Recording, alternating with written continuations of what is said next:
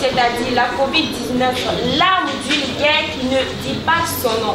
Je pense que toute la population, ou du moins tout le public ici présent, se pose la même question que moi. Pourquoi ce titre pour ce livre? La COVID-19, l'arme d'une guerre qui ne dit pas son nom. Pourquoi la négation qui ne dit pas son nom?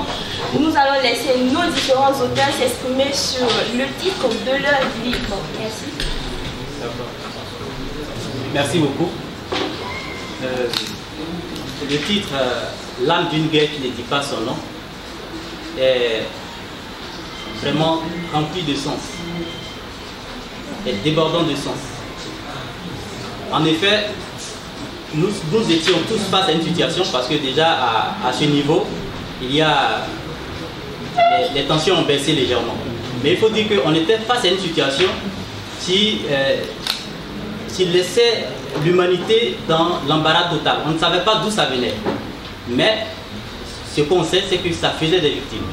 Donc c'est pourquoi on a choisi d'attribuer ce titre à cette l'âme d'une guerre qui ne dit pas son nom.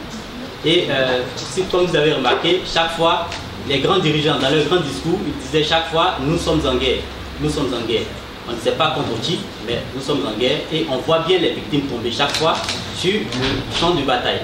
Donc, on a décidé d'intituler ce livre « L'âme d'une guerre qui ne dit pas son nom ». Je vous remercie. Je m'appelle Makartur Biangan Lepachou. Donc, je suis aussi auteur du livre Mon modeste parcours. Alors, je voudrais juste féliciter les frères qui ont organisé cet événement pour présenter leur livre sur Covid-19. Je voudrais tout simplement les féliciter et leur souhaiter aussi beaucoup de courage parce que je sais que ce n'est pas évident d'écrire. Et voilà, à travers leur œuvre que j'ai en main, j'ai découvert beaucoup de choses sur Covid-19. Donc j'invite aussi nos frères et sœurs à les soutenir en achetant le livre et également à prendre connaissance du contenu parce que c'est ça qui est plus important. Et donc une fois de plus encore, j'encourage également nos frères et sœurs à se mettre également à écrire parce que c'est important d'écrire notre propre histoire et d'encourager ceux qui écrivent. Merci beaucoup. C'est bien ce que vous pensez aussi, monsieur? Bien évidemment, il faut dire que l'âme d'une guerre qui ne dit pas son nom remplit vraiment de sens. Alors, ici, ceux qui sont vraiment derrière, ce que nous dénonçons cela, ceux qui sont vraiment derrière ce qui se passe, voilà, il faut dire que vraiment, ils sont juste cachés quelque part. Donc, oui, ils sont cachés quelque part. Donc, quand on dit ici, l'âme d'une guerre qui ne dit pas son nom, personne ne veut dire que c'est moi. Parce que ici, ça fait des victimes. Debout pour une minute de silence de tous nos compatriotes, tous nos frères tunisiens qui ont disparu pendant cette crise de Covid-19. Tenez-vous debout, nous allons faire une minute de silence.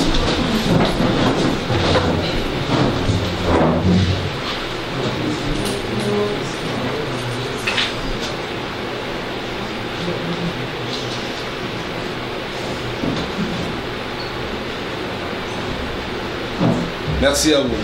Merci.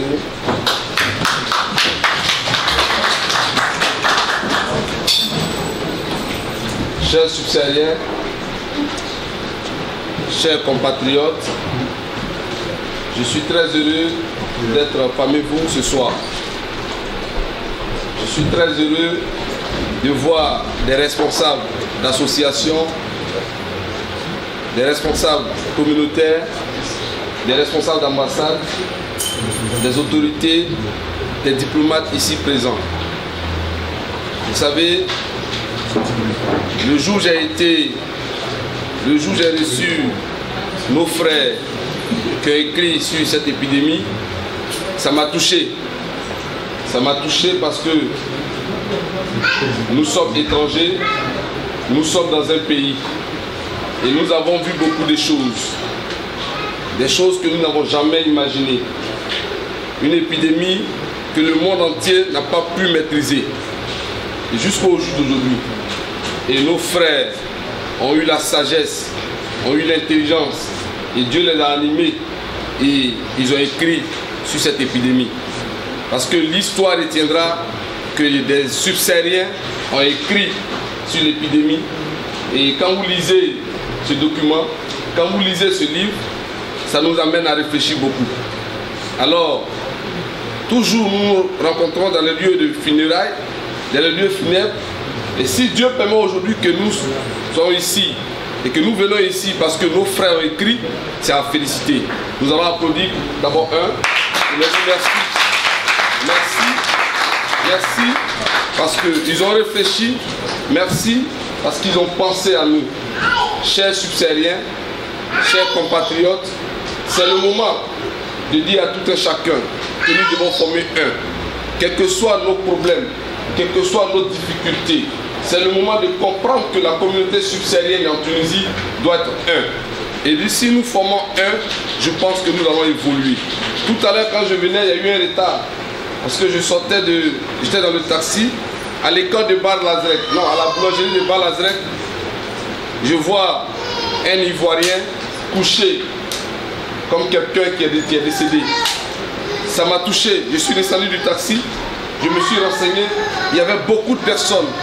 Et ce frère-là, je ne sais pas comment il s'est arrangé, il s'est mis dans un nid de l'électricité. Vous voyez, voici le frère qui est couché. Personne à côté de lui. Vous voyez? Et j'ai garé le taxi. Le taximan m'a même laissé, il est parti. Je me suis arrangé avec les frères qui étaient là. Nous avons appelé l'ambulance, la police. Et Dieu, par la grâce de Dieu, il s'est retrouvé à l'hôpital. Pour dire quoi? Nous sommes à l'étranger. Nous devons former un. Nous devons former un. Aujourd'hui, nous avons beaucoup de problèmes. Mais si nous sommes un, nous allons constater ces merveilles. Des subsahariens qui font un livre, qui écrivent un livre. Pendant qu'on dit que nous ne sommes pas intelligents, aujourd'hui nous constatons que nos frères écrivent un livre. Ce qui revient à dire que nous sommes intelligents. Voilà. Ce qui revient à dire que nous pouvons faire des merveilles. Ce qui revient à dire que étrangers que vous êtes, quand vous venez à l'étranger, quand vous venez à l'aventure, ne cherchons pas seulement à tirer les raclettes, ne cherchons pas seulement à tirer les briques, mais nous sommes venus, nous pouvons aussi apprendre et nous pouvons faire beaucoup de choses. Oui, ils se sont assis pour écrire un livre, ça reste dans l'histoire. L'histoire retiendra que des subsahariens ont écrit un livre sur une épidémie qui ne dit pas son nom. Merci à vous, merci à tous ceux qui sont présents, merci à tous ceux qui ont compris la lutte, merci à tous ceux qui ont compris qu'il est important, ce n'est pas l'argent qui compte, mais la présence pour soutenir le frère, la présence pour soutenir ses frères. Oui, c'est l'entrée en matière. Nous allons démontrer au monde entier que des subsahariens se sont assis, ils ont écrit. C'est pour ça qu'au nom du comité d'organisation, au nom de toute mon équipe de la Voix des Sans-Voix, du comité de la réorganisation de la communauté subsaharienne ivoirienne ici, nous disons à tous ceux qui sont présents qu'une grande cérémonie est en cours pour la présentation de ces livres. Oui, où nous allons inviter les autorités tunisiennes, nous allons inviter les autorités de la communauté ivoirienne, guinéenne, malienne, de toute la communauté subsaharienne pour démontrer que nous pouvons faire mieux. Merci à vous, que Dieu vous bénisse, vive la communauté subsaharienne.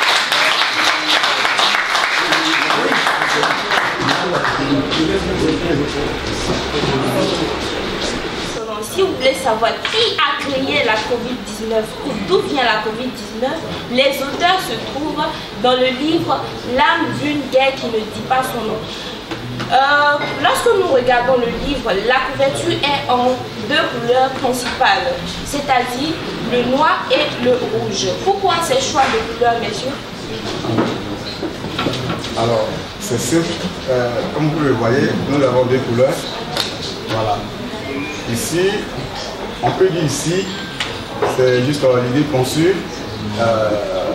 l'idée du sang conçue dans l'ombre. Alors, Ce qui veut dire quoi? Ici, nous avons le noir et le rouge. Quand on dit l'idée du sang conçu dans l'ombre, ça veut dire, en quelque sorte, tout ce qui est mauvais, je dis ça comme ça, je m'exprime comme ça, se prépare dans l'obscurité. Alors, ici, l'expression noire déjà, c'est une expression de tristesse. Ici, le noir incarne la désolation, la peur, la mort et la terreur. Donc, je veux dire quoi par là? Tout ce qui est malsain se prépare toujours dans le noir.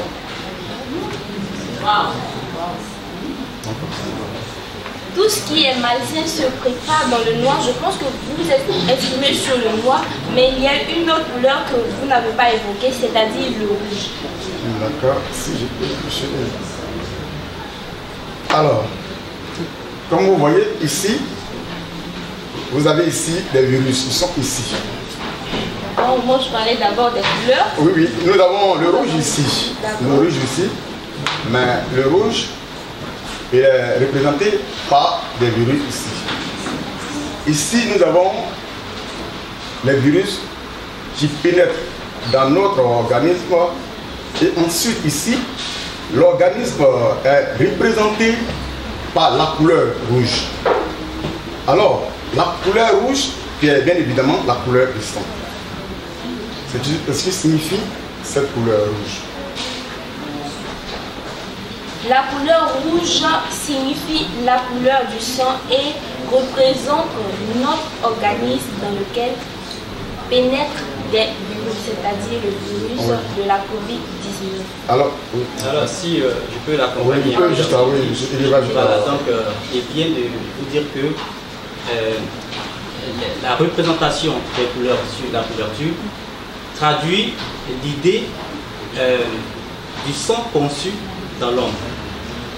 Déjà, on voit l'ombre qui s'abat sur le côté rouge. Voilà, donc quand tout est conçu dans l'ombre, les résultats que nous voyons, et ce sont ces résultats-là, le sang versé, les victimes, des gens qui meurent par milliers par jour, c'est vraiment évident. Voilà, donc c'est pourquoi, et ces morts-là ne viennent pas, ils ne meurent pas sous les balles réelles, mais c'est à travers les virus qu'ils meurent. Voilà, donc on a représenté ces virus-là par la couleur rouge qui est fondue dans ce paysage noir. Voilà, merci.